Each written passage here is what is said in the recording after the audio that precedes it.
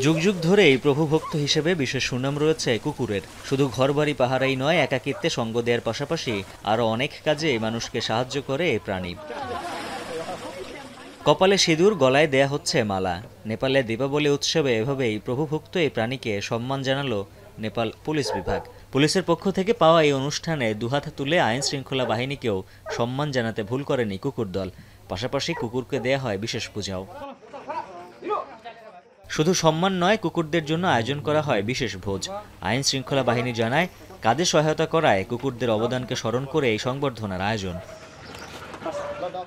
मध्यनजर गर्दै हाम्रो चाहिँ अब यो फौजी डगलाई चाहिँ विभिन्न काममा प्रयोग गरिन्छ। प्रयोग गरे बापत चाहिँ उसलाई चाहिँ अब रिवार्ड दिनु, पुरस्कार दिनु पर्यो। त्यसको लागि चाहिँ हाम्रो अब चाडपर्व पनि पर्यो। कुकुर भैरवको बान भइसकेपछि चाहिँ हामीले चाडपर्व अनुसारको। পুরো বিশ্বে এই আইন শৃঙ্খলা বাহিনীগুলোতে বিভিন্ন কাজে কুকুরের ব্যবহার বেশ জনপ্রিয়। অপরাধী শনাক্ত করা থেকে শুরু করে বোমা খুঁজে পেতে ব্যবহার করা হয় প্রশিক্ষিত কুকুর। আর প্রাচীনকাল থেকে আনুগত্য, সাহসিকতা এবং সঙ্গ দেওয়ার সক্ষমতার জন্য পরিচিত এই প্রাণীটিকে নেপালে প্রতি বছরে পূজা করা হয়। মানুষ ও কুকুরের দীর্ঘদিনের সম্পর্ককে উৎসর্গ করে দিনটি উদযাপন করে নেপাল পুলিশ বিভাগ। উজ্জ্বল হাফিজ, এখন বিশ্ব।